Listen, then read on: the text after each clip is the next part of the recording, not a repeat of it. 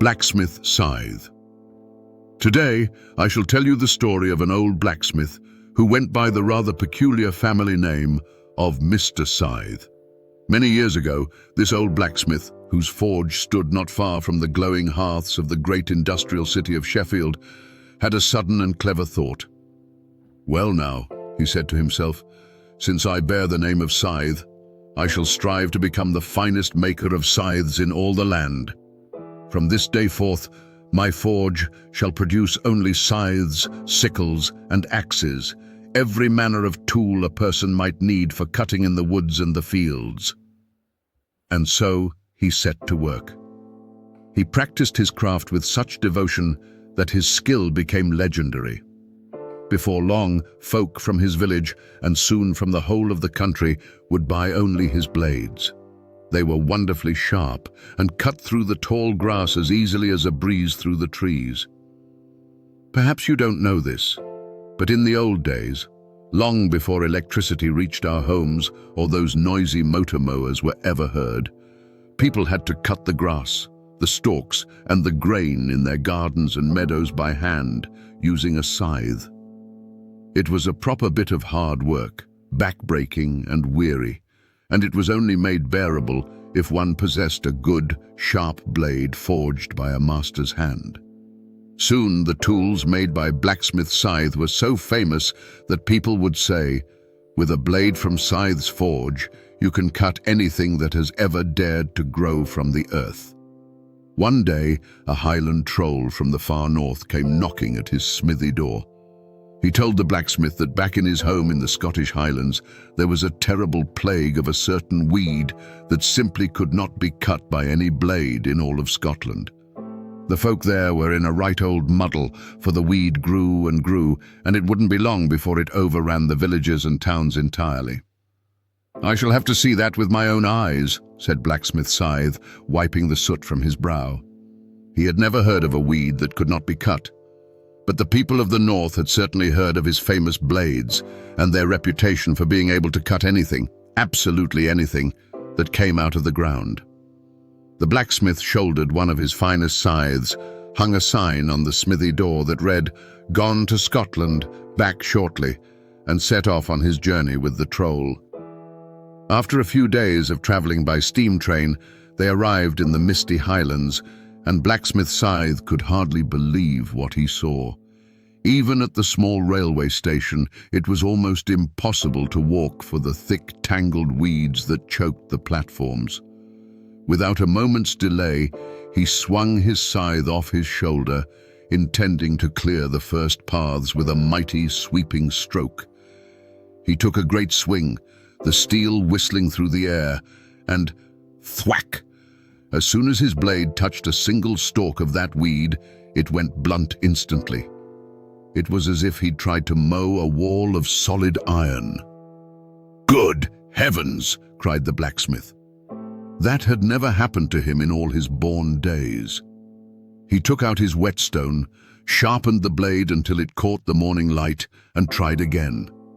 Again, he swung with all his might, keeping the blade just above the damp soil, and zing!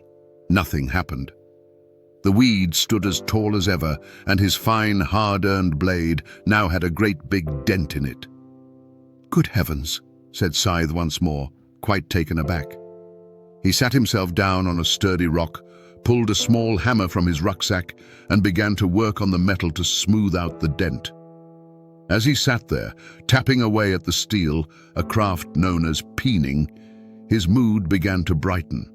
The hammer went pling, pling, pling, and before long, the blacksmith was whistling a little tune to match the rhythm of the hammer. Suddenly, a voice piped up from the greenery. "You make a lovely bit of music with your hammer and that blade, sir, but it won't do you a lick of good. Even with the sharpest scythe in the world, you'll never cut my weeds." Blacksmith Scythe spun around to see who was talking, but he couldn't see a soul. Only when he looked right down at the ground did he spot a canny little bird peering up at him. "Scotland is a curious place indeed," thought the blacksmith. "Here, even the birds talk and the weeds refuse to be cut." The little bird explained, I carried the seeds for this herb here from a very long way away." "But, my dear bird, whatever for?" asked the smith. "The poor folk in the Highlands have such long white winters," the bird replied. "I thought that if there was a hardy herb that could withstand the bitter frost, it would grow through the snow, and the people would have something green and beautiful to look at, even in the coldest months." "Your intentions were very kind, little friend," said the blacksmith. "But now the weeds are growing so fast that the villages are being swallowed up, and no one knows how to mow them." "Aye, there is a secret," chirped the bird. "But the lady at the flower market in Casablanca didn't tell me the whole of it." Blacksmith Scythe realized the answer lay far across the sea. He asked his friend the troll if he knew of such a place. The troll shook his head sadly, but promised to ask at the next great gathering of trolls. And so it was. At the next meeting of the Highland trolls, where even the Sandman himself was an invited guest, the question was put to the floor. At first, there was a deep silence. No one had heard of the place. But then a voice called out from the very back of the hall. It was an old troll, sitting in the last row, who hadn't heard the question at first because he was a bit hard of hearing. He hobbled to the front of the room. "I've been there," he said, "but it must be 100 years ago. It was a long and weary journey in those days. We didn't have the railway then. You have to go all the way south, across the water to Africa, and there by the sea lies the beautiful city of Casablanca. They say there's a special flower market there. Did it exist in your day?" asked the blacksmith, who was also attending the meeting. "Oh, indeed it did," replied the old troll. "A flower girl there once fell in love with me. When she realized I wouldn't stay, she wrapped a stem of that very plant around my wrists and said, 'Now I've caught you, my dear.' That stem was terrifying. I couldn't break it no matter how hard I pulled. I was her prisoner for a long while. It was only when she thought I'd grown used to her that she finally undid the bind." "And how did she do that?" asked the blacksmith, his eyes lighting up. "She took a small pair of pure gold scissors from a velvet box. As she cut it, she whispered, 'Only pure gold has the power to sever this enchanted herb.' As soon as I was free, I didn't wait around. I took to my heels and ran as fast as I could all the way back to Scotland." The blacksmith gave a broad smile. The mystery was finally solved. He explained to the troll, "I need 1 kilogram of pure gold. I shall forge a scythe from it, and with that golden blade we shall save your beautiful Highlands." The troll grumbled a bit, as trolls aren't fond of parting with their gold, but the trolls from the deep mines wanted their country saved, so they agreed to help. Blacksmith Scythe found a local forge and asked the master smith there for permission to use the fire. Soon, a roaring fire was blazing in the hearth. Scythe melted the glittering gold and poured it into a mold. The next day, once the precious metal had cooled, he sharpened the golden blade with the skill of a true master craftsman. It glistened like a piece of the sun when he finally attached it to a sturdy wooden handle. He used the handle from the scythe he had brought with him from the south, as that blade had become useless. "Right then, let's see if my hunch was correct," he said. He swung the golden scythe, and with one magnificent shining stroke, crack! The weeds fell to the ground as if the spell had vanished into thin air. It was true. With the blade of pure gold, the Highlands were able to rid themselves of the enchanted weeds. The blacksmith handed the precious tool to the old troll, and the people began to mow. Whenever one grew tired, he passed the golden scythe to the next.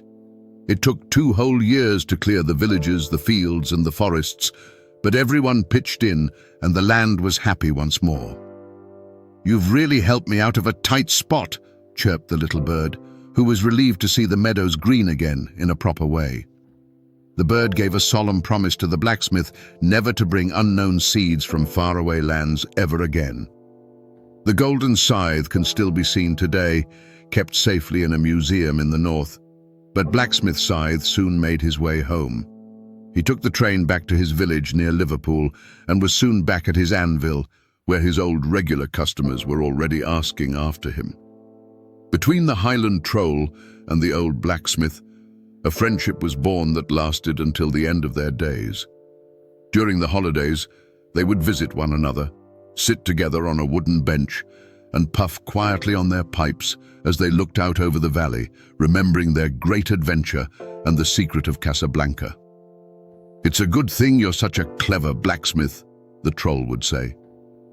"And it's a good thing you're such a clever troll for coming to find me," Scythe would always reply. And so they sat for many a year, happy in the knowledge that they were the very best of friends.